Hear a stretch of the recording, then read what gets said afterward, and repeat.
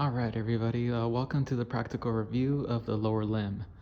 We're going to start off with organizing the muscles based on the quadrant system. So for the anterior thigh, we're going to start off with muscles innervated by the femoral nerve. We're going to start off up here.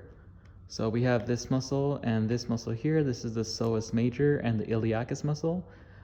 Together, these are called the iliopsoas muscle. So that we have those two muscles there. Also, we could see part of the femoral nerve going through here, the femoral triangle, forming a navel here. Now, we have this first superficial muscle. Notice how it starts off from the ASIS laterally to the medial side of the medial tibial side. So this is called the sartorius muscle. And deep to the sartorius, we have this group of four muscles here. There's one deep to this one. The lateral muscle is the vastus lateralis. This is the vastus medialis. And this is the rectus femoris. And deep to the rectus femoris, we have the vastus intermedius muscle.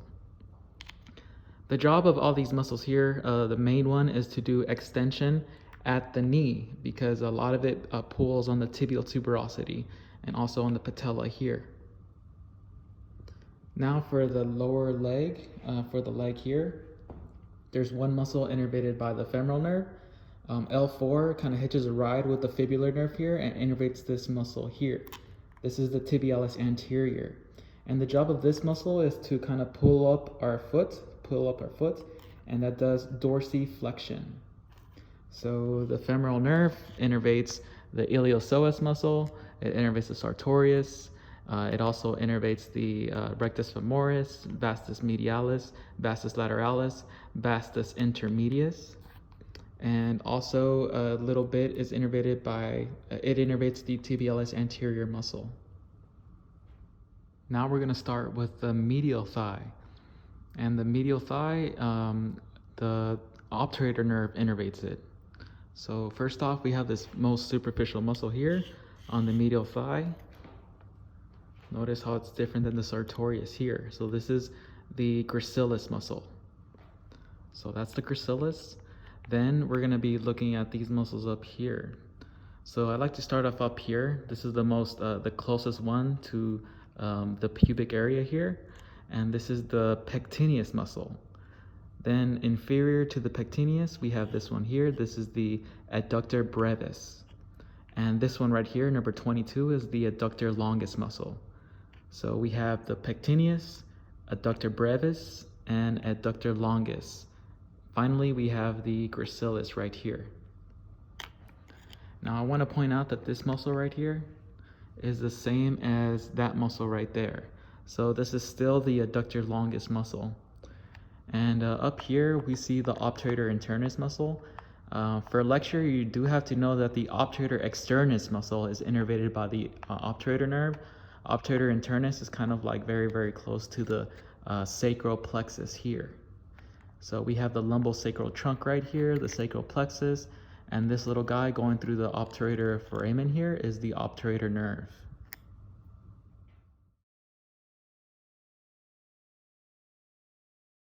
A key structure here is basically three muscles are going to come together towards the medial side of the tibia here. And we have the sartorius, we have the gracilis, and we have the semitendinosus on the medial side. So we have three different muscles, each innervated by a different nerve. So the sartorius is innervated by the femoral nerve, the gracilis is innervated by the obturator nerve, and the semitendinosus is innervated by the tibial nerve. The job of the muscles on the medial thigh is to do adduction at the hip.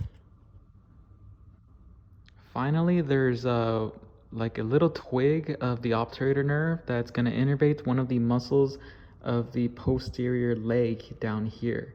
So there's going to be one, the obturator nerve, L4 from the obturator nerve is going to hitch a ride with the tibial nerve, and it's going to innervate the tibialis posterior, which we're going to see in a minute.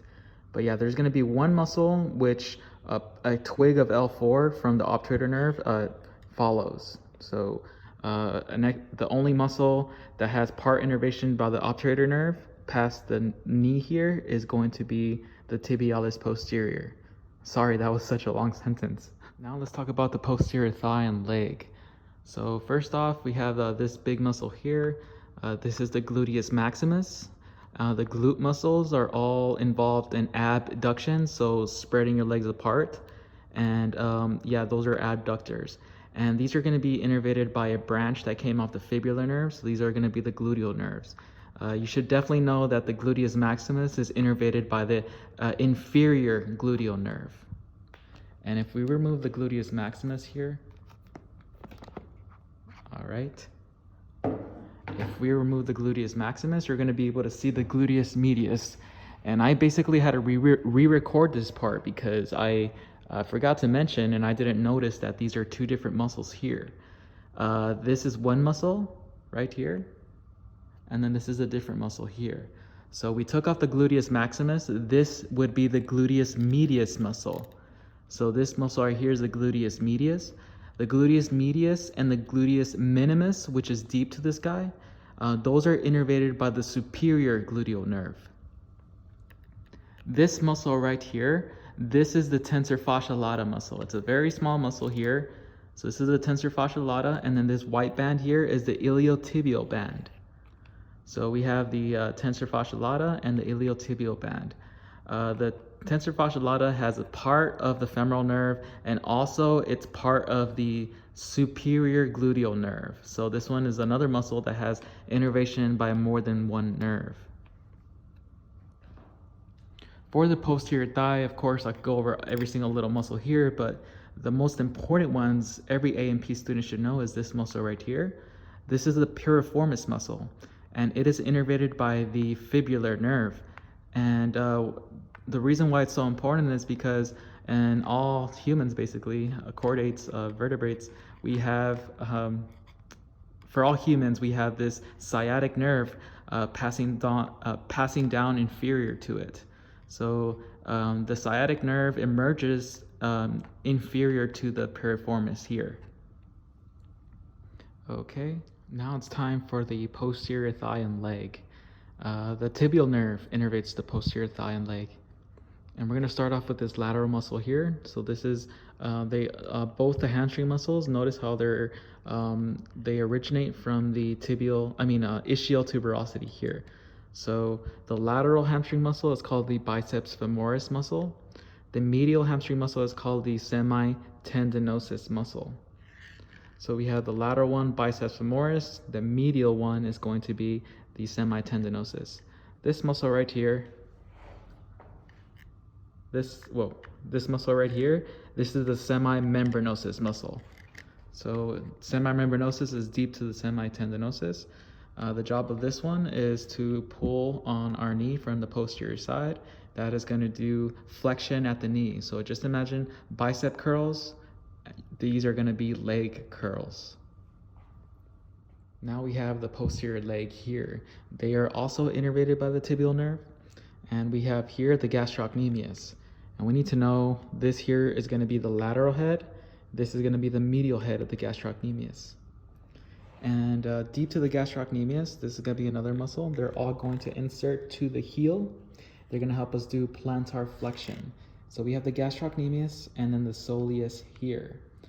These are all innervated by the tibial nerve, and they do plantar flexion. Now we have some of the deeper muscles of the posterior leg. We're going to be starting off here, number 39. This is the popliteus muscle. So this is the popliteus. Then number 42 here, this is going to be the tibialis posterior muscle. Then this big chunky guy right here, this is going to be the flexor hallucis longus. So this is going to be the flexor hallucis longus, tibialis posterior, and the popliteus here. Now, the tibialis posterior is a special muscle because it has L4 coming from the obturator nerve, from the medial thigh. So this one is innervated by the tibial nerve, but it also has parts of the obturator nerve as well. And then this nerve right here is the tibial nerve. Finally, we see this muscle here. This is going to be the fibularis longus muscle, and we're going to see it more on the anterior side of the leg. All right, now let's start off with the posterior shoulder, arm, and forearm. First off here, we have a key landmark. This is the spine of the scapula going into the chromion here. So the muscle above is the supraspinatus, muscle below is the infraspinatus. Then we have this muscle here. This is the teres minor muscle. Then this one here is the teres major. So we need to know, out of all these muscles, we need to know the innervation of the teres minor muscle. And we can see part of the axillary nerve emerging from here. So the teres minor is innervated by the axillary nerve. So we have the supraspinatus, we have the infraspinatus, we have the teres minor and the teres major here. Now we have the triceps muscles right here. So triceps muscle is a group of 3 muscles. This one here is on the lateral side. Notice how it's on the lateral side of the forearm. So this is the lateral head of the triceps. This right here is on the posterior side. This is the long head of the triceps. And the muscle you can't see is the medial head of the triceps, and you can see it deep here. So that would be the medial head of the triceps. So we need to know what the innervation is for all of them, but we need to know specifically for the long head of the triceps. The axillary nerve innervates the long head of the triceps. And these 3 heads together, they pull on the olecranon of the ulna. So when they pull on it, they're going to do extension of the elbow. So these muscles are also considered part of the dorsal extensors. Now we have the muscles on the anterior lateral leg. We said this one here, it's next to the tibial tuberosity from the lateral side. It's a tibialis anterior muscle. Then we have this muscle right here. Notice how it has its tendons going towards the digits here. So this big muscle is the extensor digitorum longus muscle. The extensor hallucis longus is going to be running alongside with the extensor digitorum, but this limb model doesn't even have it labeled. So yeah, we have the extensor hallucis longus running with this one here. Then the last muscles here, these 2 muscles, this one here is going to be the fibularis longus muscle. And finally, this little guy right here is going to be the fibularis brevis. So the fibularis longus and the fibularis brevis, the extensor digitorum longus and hallucis longus, and the tibialis anterior, they're all going to do dorsiflexion. Again, the tibialis anterior has parts of the femoral nerve, L4 from the femoral nerve coming through here, but all the others are innervated by the fibular nerve. So these muscles here are still considered to be part of the posterior forearm here because they're innervated by the radial nerve. So the radial nerve innervates the lateral head and the medial head of the triceps, and the radial nerve is also going to innervate this muscle right here.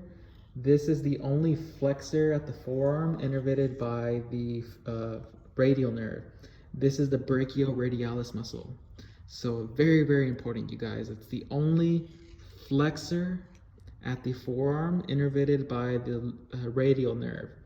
All the other ones are going to be extensors. So it's going to start going from the posterior side here. So this one here is the extensor carpi radialis longus muscle. This is going to be the extensor carpi radialis brevis muscle. Now we have some more extensor muscles. I would just like to point out right here, this would be around the area of the lateral epicondyle of the humerus, also the lateral supracondylar ridge of the humerus. So most of the extensors have an attachment on the lateral side of the humerus. So notice how they're all attaching from here. So we have, of course, brachioradialis, flexor carpi radialis longus, extensor carpi radialis longus, and extensor carpi radialis brevis. Now these extensor muscles, let's look at the tendons to help us see what's going on. So this here is the extensor digitorum longus muscle. Then we have this one here. This is the flexor carpi ulnaris. Notice how it's attaching to the wrist at the ulnar side. So extensor carpi ulnaris muscle. I'm sorry if I'm saying flexor when I should say extensor. I need to be careful. Yeah, these are extensor carpi ulnaris. So I don't think you're going to be tested on this muscle, but just in case, Notice how the tendons of this one is on the lateral side. So this is more of an abductor. So more of an abductor. And then this muscle here is going to be more on the extensor side. So this is going to be an extensor. So this is the abductor pollicis longus, and this is the extensor pollicis longus. And I had to remake this video because I always say pollicis, and it's actually pollicis longus. Now let's talk about the anterior shoulder, arm, and forearm here. So there's going to be one muscle right here that covers the whole subscapular fossa here. This is the subscapularis muscle. And also we can see a part of the latissimus dorsi here. So this is going to be inserting towards the anterior side of the humerus here. So between both tubercles. But yeah, that's part of the teres major, the latissimus dorsi muscle. And lastly, we see this muscle right here. So this muscle here is the coracobrachialis muscle. Coracobrachialis is going to be inserting into the coracoid process here. And we see this little muscle right here. This is the pectoralis minor muscle, because the pectoralis minor inserts to the coracoid process here. So for the anterior arm, we're going to have one muscle, one nerve that innervates these muscles. It's going to be the musculocutaneous nerve. So we have the coracobrachialis here. Then we have two heads of the bicep. So the lateral head is going to be called the long head because it actually goes up and around above the glenoid cavity, whereas the short head on the medial side just inserts into the coracoid process. So the long head is a longer tendon. So that's the long head of the bicep, that's the short head of the bicep. And then deep to the biceps, we have this little muscle right here. This is the brachialis muscle. So we have the brachialis is this muscle right here. All innervated by the musculocutaneous nerve, and a main action of this muscle is going to do flexion at the elbow. Okay, so I forgot to bring up, so we have the short head of the biceps, then this is the brachialis muscle, and then this little muscle right here, this is going to be the medial head of the triceps. So we have the long head of the triceps here, and then the medial head is going to be right here. And it runs going deep to the long head of the triceps. Then we have two different nerves here. Notice how this nerve is going towards the ulna, and then this nerve is going to stay towards the medial side of the arm, of the forearm. So the one going towards the ulna is going to be the ulnar nerve, and the one staying towards the medial side of the forearm is going to be the median nerve. Then we have the flexor muscles of the forearm. Now, this here is the lateral side of the humerus. This down here is going to be the medial side of the humerus. And we're going to have a bunch of flexor muscles all attaching to the medial epicondyle of the humerus and the medial supracondylar ridge of the humerus. So first off, we're going to start off with this muscle here. This is the pronator teres muscle. So that's the pronator teres. Then this muscle here, notice how it's having a tendon going straight towards the radial side of the wrist here. So on the wrist, on the radial side, this is going to be the flexor carpi radialis muscle. Then we have this muscle here. Notice how it's going to be attaching directly to the palm. So this is going to be the palmaris longus. So it's attaching to the palm. And then finally this muscle here. So this one is going to be attaching to the wrist at the palm at the ulnar side. So that muscle is going to be the flexor carpi ulnaris. And the median nerve innervates most flexor muscles of the anterior forearm, but the only one that the ulnar nerve innervates that we should know about is the flexor carpi ulnaris muscle. So just in case it's a little hard to see, we have the pronator teres, we have the flexor carpi radialis, then we have the palmaris longus, then we have the flexor carpi ulnaris. Sorry, this is the flexor carpi radialis. Sorry about that. So this is going to be a little hard, but I'll try my best here. So we have the frontal bone right here, then we have the nasal bones, Then this whole bone here is the, this whole bone right here is the maxilla. So that's on the face. This bone right here, which forms our cheeks, this is our zygomatic. So we have a zygomatic right here, the maxilla, and those are the special bones there. Now there's 3 holes we have to know about. So this first one here is called the supraorbital foramen. V1 goes through there, the ophthalmic nerve. Next we have these little holes down here. So that's the infraorbital foramen. And V2 is going to go through there, the maxillary nerve. V1 and V2 are sensory nerves. So they're only going to be pre-traumatic, only serving sensations on the skin. Then we have some of these big old holes right here on the orbit. So this here, see how it looks like a little canal? Oh. See how it looks like a little canal right here? This is the optic canal. Cranial nerve 2, the optic nerve is going to go through there. It's a special sense nerve. Then we have this part up here. It's above, so this is the superior orbital fissure. So that's the superior orbital fissure, and we're going to have cranial nerves, the ocular motor nerve, the trochlear nerve, and the abducens nerve, 3, 4, and 6. They're all going to go through there, and those are ventral root motor nerves. So those are ventral root cranial nerves or motor nerves.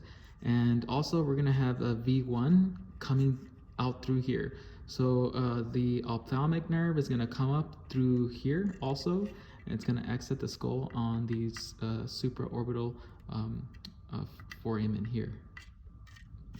On the inferior orbital fissure, we're just going to have arteries and veins going through here. So it's not as important as the superior orbital fissure. So it's going to be 3, 4, V1, and 6 are going to go through here. V1, remember, is a sensory nerve, pre-traumatic, dorsal root cranial nerve. And 3, 4, and 6 are just ventral root, and they only have motor function.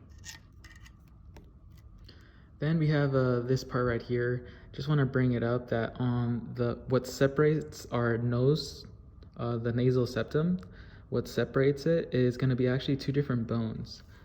This bone down here is part of the vomer, and this bone out here is part of our nose bone. So if I tilt it up, that's going to be part of the perpendicular plate of the ethmoid bone. So our nasal septum is formed by 2 different bones. On the lateral side here, also I would like to bring up that the facial skeleton is derived from dermatocranium. There's a bunch of sutures here. So the frontal bone, nasal, the zygomatic, the maxilla, those are all derived from dermatocranium. They are neural crest cell derived because they are very, very anterior and superior. Then we have on this part here, the zygomatic bone is going to form an arch with the temporal bone. So this right here is going to be the temporal bone, and we can see the external auditory meatus or the external acoustic meatus. Right here, we have the external auditory meatus. Then we have the mastoid process here. And then also we have the styloid process here. And I just realized that you guys don't have to know specific development for every single thing in the practical. That's more lecture questions. So let's just keep things to identification for now. But yeah, we have the styloid process here, and the mastoid process, and the external auditory meatus, all part of the temporal bone. Just in case, the temporal bone has 2 different developments. So first off, this part above, right here, this is derived from dermatocranium. That's derived from dermatocranium. This part below is derived from condrocranium. The only thing that's derived from the splenocranium is going to be this little guy right here, and this is going to be the styloid process. But again, this is more lecture material. It's better that you're able to identify these things as opposed to knowing every single development of them. So here on the inferior view, we have this bone right here. This is the occipital bone. So I want to turn it this way because this is the way we always see it. And Okay, so look at all these holes, right? It's quite a bit. I always like to start, and this hole right here, it looks like an oval. This is the foraminal valley. And in the foraminal valley, we're gonna have V3 come through here. So the mandibular nerve is gonna be post-traumatic. It has sensory and motor functions. It's a dorsal root cranial nerve. And yeah, the mandibular nerve is gonna go through the foraminal valley. Now it's a little hard to see, but right here should be the foramen rotundum, foraminal valley, foramen spinosum. It's kind of different on different skulls, but yeah, so the fibular, so we said previously that the V1 is going to go through the superior orbital fissure. V2 is going to go through the foramen rotundum here. And a V3 is going to go through the foraminal valley. So V1 goes through the superior orbital fissure, V2 goes through the foramen rotundum, V3 goes through the foramen ovale. Skip this, guys, the foramen lacerum, but we have this little hole right here. This is the carotid canal, and the carotid artery goes through here. So, you know, the carotid artery is going to provide all the blood supply to the brain. Circle of Willis. So now we have this part right here. This is the jugular foramen. So that's the jugular foramen, and we're going to see that some nerves go through here.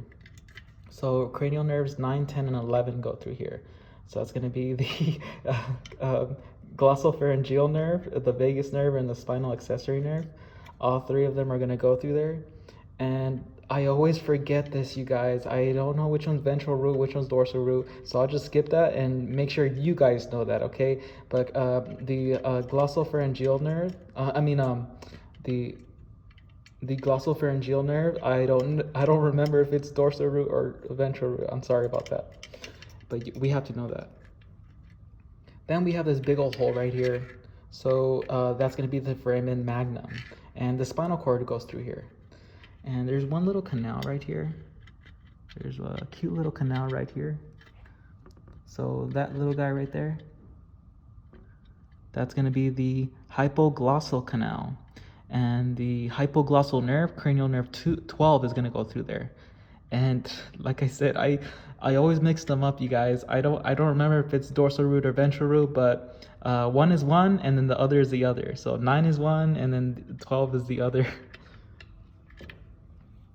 Okay, and we're gonna see that the facial nerve, oh, this one doesn't really have a good one, but this right here, there's a little foramen between the styloid process and the mastoid process. This hole right here is called the stylomastoid foramen. So the facial nerve, cranial nerve 7, is gonna exit the skull first, and the internal acoustic meatus. Then it's going to exit the actual skull through the stylomastoid foramen. Okay, and there's some few additional structures here. So it doesn't really show, but this should be 2 different bones separated by a suture here. So this would be part of the maxilla, and this right here will be part of the palatine. And the palatine bone forms the lateral parts of the nose right here. So it's actually a U-shaped bone. So that's the palatine bone. And also we have these little processes here. I'm not going to talk about the development of these because I always mix them up. It's a very weird one, but these are the pterygoid processes of the sphenoid bone, or the butterfly bone. So this is the lateral pterygoid process, and this is the medial pterygoid process. And we're going to see that 2 muscles are going to be attaching here, basically allowing the jaw to kind of like move food side to side and chew. So that's going to be the pterygoid muscles. All right, so this here is a superior view of the base of the skull. So we have this little guy right here, this little guy, it's part of the ethmoid bone. And that little pointy part there, that's the crista galli.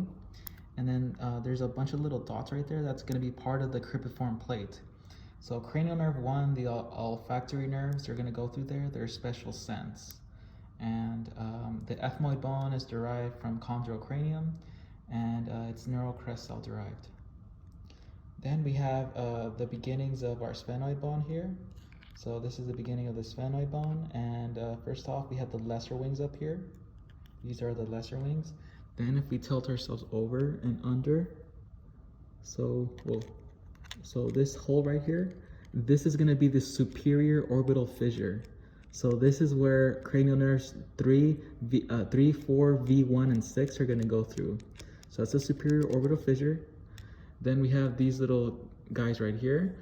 This is the optic canal. So we're gonna have the optic nerve forming the little V here. It's gonna pass through here. Optic nerve is a special sense nerve. Then we have the saya turcica right here. We should definitely know about this here because the pituitary gland is gonna be sitting here, and we're gonna see next semester pituitary gland. Very important. So now we have this one here. This does not look like an oval. It should look like an oval, but this would be the foraminal valley right here. This is the foraminal valley, and this one isn't showing the foramen foramen rotundum, but it should be like right around this area right here. But yeah, that's the foramen rotundum. V1 goes through here, V2 goes through there, and V3 goes through the foraminal valley. That hole there, don't worry about it, it's the foramen lacerum. Then we have the carotid canal isn't being shown here, but it should be like right around here. There should be a little carotid canal forming around this area here, but it's missing here. Carotid artery goes through. Then we have this little hole right here. So that little hole is the internal acoustic meatus. So that's the internal auditory meatus, and we're gonna see that cranial nerves 7 and 8 are gonna go through there. So the facial nerve is gonna go through here and then exit via the stylomastoid foramen, and the vestibular cochlear nerve is gonna go through there, and it's not gonna exit the skull because it's gonna innervate our ear sensing organs. Then we have this one here. This is the jugular foramen. So we have the carotid canal right around here, the internal auditory meatus, and the jugular foramen right here. Jugular foramen, cranial nerves 9, 10, and 11 go through there. Definitely practice the types of nerves they are. I need to look that up as well. And then this little hole right here, this is the hypoglossal canal. So the hypoglossal nerve is gonna go through there. Cranial nerve 12. So cranial nerve 1 goes through here, cranial nerve 2 goes through here, cranial nerves 3, 4, V1, and 6 go there. Then cranial nerves 7 and 8 go through here, cranial nerves 7 and 8 go through here, cranial nerves 9, 10, and 11 through here, and finally cranial nerve 12 through here. That was a lot. All right, so this here's the mandible. Development is very confusing. So it's dermatocranium, but it's also part of the splenectocranium. But yeah, just skip development on this one. So first off, we have this here is going to be the body of the mandible. This is going to be the ramus when it splits into two. And then this part right here is going to be the angle. So we have the angle, we have the ramus, and we have the body. Now let's talk about the special foramina. So this is the mental foramen. Imagine like a Greek statue of a person thinking, the thinker. He's thinking on his mental foramen. And we're gonna see that the mental nerve is gonna go through there. It's a branch of the mandibular nerve, or V3.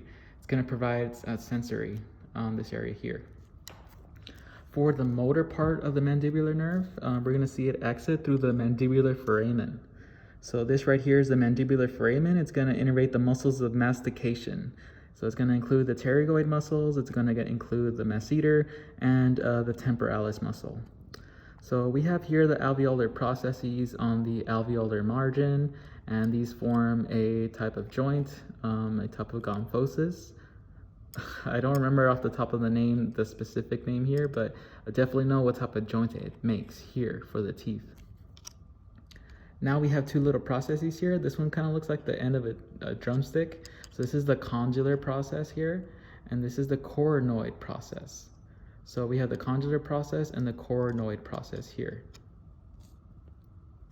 All right, so these are the muscles of facial expression, and these are innervated by the facial nerve.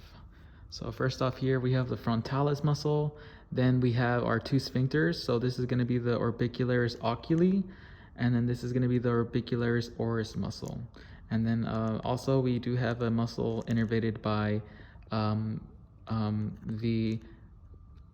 we do have a muscle innervated by the ocular motor nerve, which raises our eyebrows, our eyelids. But in general, this is the orbicularis oculi muscle. Then we have the orbicularis oris, and then here on the lips, notice how this one is attaching to the lips from an angle, and then one is just going to depress the lips here. So this is the depressor anguli oris muscle, and this is the depressor labii inferioris muscle. Then this big muscle here, this is going to be the zygomaticus major muscle. And also we see one of the muscles right here. This is going to be the masseter muscle. So this is a muscle of mastication innervated by the mandibular nerve. So that's the masseter muscle.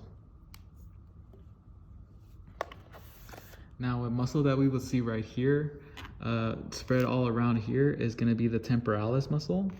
So we should see a temporalis muscle here, especially on the cat. And also some of the special muscles here. You know, we do have to know our scalenes and all that important stuff, but the most important one right here is going to be the sternocleidomastoid muscle. It is innervated by cranial nerve 11, the spinal accessory nerve. So it's definitely important to know that one there. Also on the inferior side here, whoa, that was a close one. So on the inferior side here, we have one of the muscles that assists with the hyoid bone. This is going to be the digastric muscle, and it has two different heads. So it has an anterior head here and a posterior head. The anterior head attaches to the mandible, and that helps me remember that it's innervated by the mandibular nerve. The posterior head is behind the hyoid bone, so the posterior head is the posterior belly is going to be innervated by the facial nerve. Okay, and we also have our sternal hyoid muscle here, and deep to the sternocleidohyoid we will see the sternothyroid and the thyrohyoid muscle. But the most important one, you guys, is right here, sternocleidomastoid muscle, also the anterior belly of the digastric and the posterior belly of the digastric. Those are really important neck muscles to know.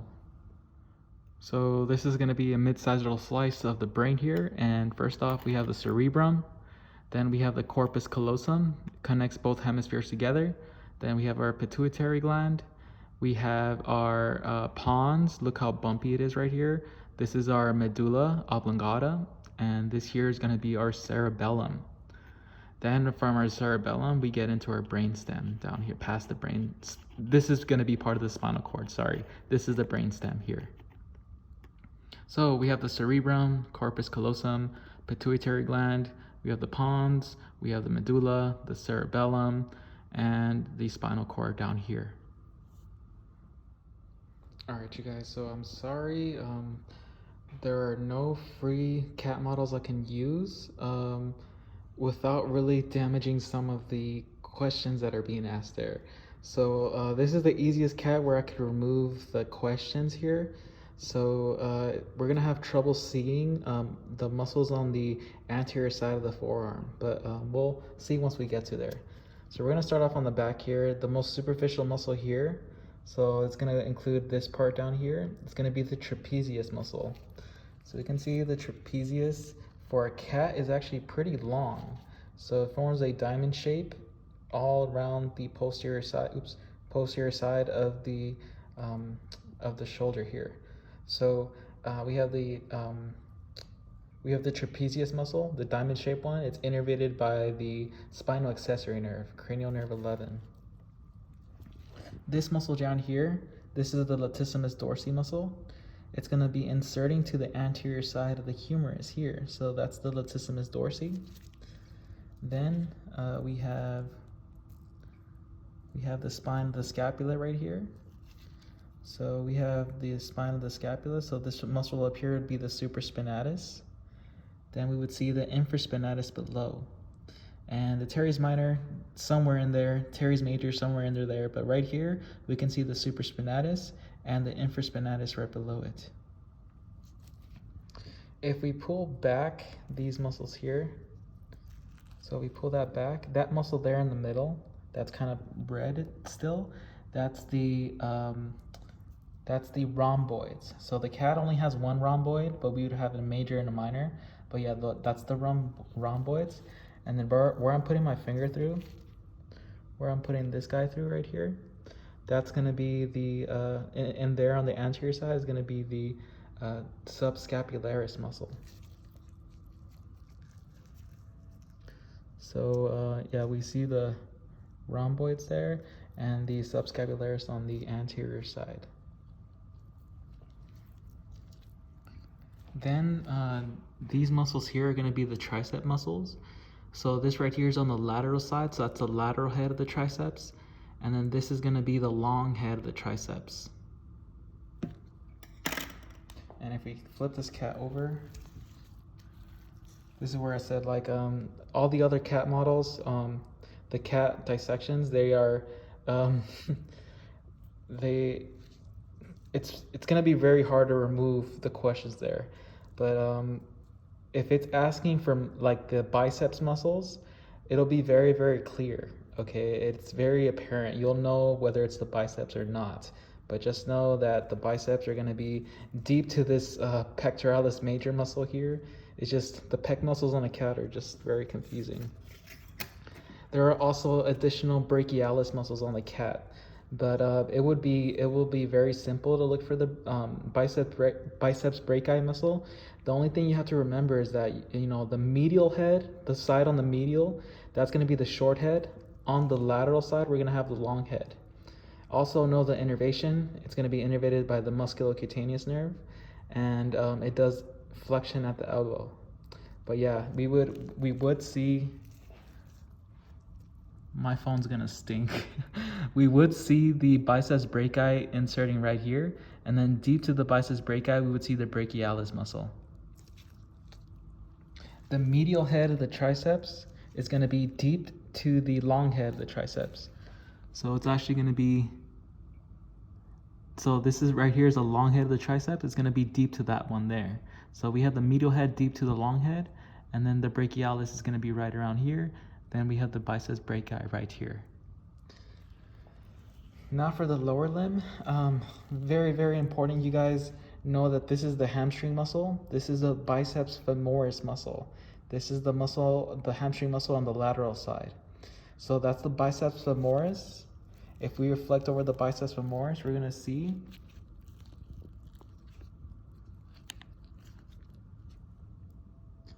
hold on, give me 1 second. So we're gonna see the sciatic nerve split into the fibular nerve right here and the tibial nerve right here. So the sciatic nerve is gonna split into the fibular nerve and the tibial nerve right here. So put back the biceps femoris. This is the vastus lateralis. And if you see right here, this deep thick band, this is going to be the iliotibial band, supported by this little muscle right here, the tensor fascia lata. So you have this tensor fascia lata with the IT band. And now let's talk about the medial thigh. So the medial thigh, the main muscle you guys have to know here is this muscle here, this muscle right here. This is the gracilis. So that's the gracilis muscle. The adductor muscles are different for a cat. So just definitely know the gracilis here, okay? So that's the gracilis muscle. Then we have this chunky muscle right here on the anterior thigh. This is going to be the sartorius. So we have the sartorius here. We have this gracilis here. Sartorius, gracilis, and semitendinosus here. They're all going to insert to the medial tibia. Okay, so here the semitendinosus was split from this semimembranosus. So again, that muscle right, it's gonna be hard. This muscle right here, that's gonna be the biceps femoris. the one on the medial side right here. So this right here is going to be the semitendinosus. Notice how it looks like a tendon towards the end. Then the muscle deep to it, this muscle right here, is going to be the semimembranosus. So we have the biceps femoris, semitendinosus, semimembranosus right here. For the anterior thigh, so this one right here. So the anterior thigh, I just reflected off the sartorius here. Reflected off the sartorius. Now we have our quadriceps femoris. So this muscle right here, this is the vastus lateralis muscle. This right here is the vastus lateralis. This one in between is the rectus femoris. Then this one here is the vastus medialis. So just in case it's a little hard to see, it's the vastus medialis, rectus femoris, and the vastus lateralis here. Due to the rectus femoris, we would see the vastus intermedius.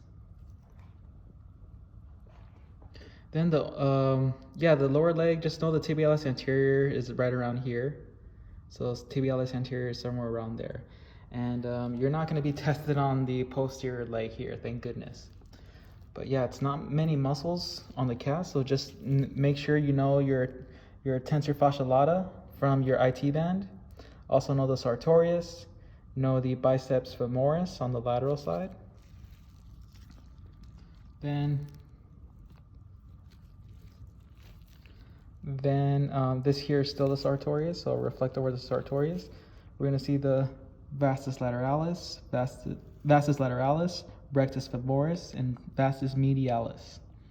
Then this here, this chunky guy right here, is the gracilis muscle. Oh, the gracilis is cut off here. So that's the gracilis muscle. Then for the leg here, again, we have the vastus lateralis on the lateral side.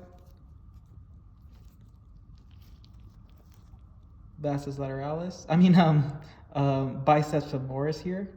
This is the semitendinosus. And then that one right there is going to be the semimembranosus. Those are the most important ones for the limb.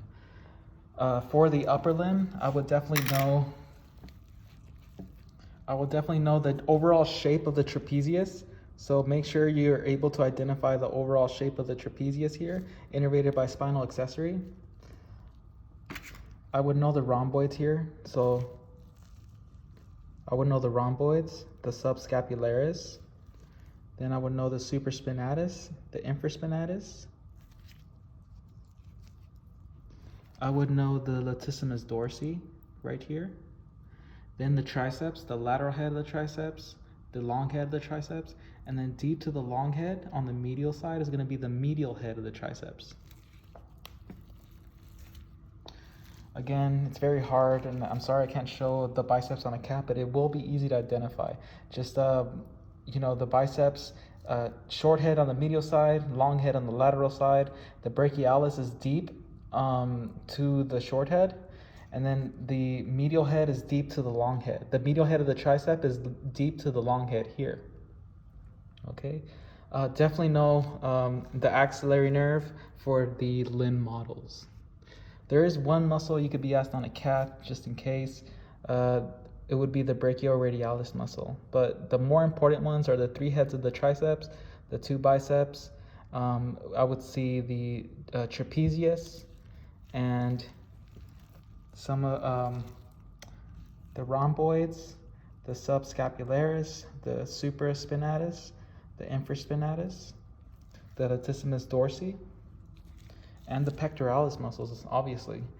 But it's try not to get too deep in the weeds in terms of identifying things on the CAT. It's only going to be the easy ones.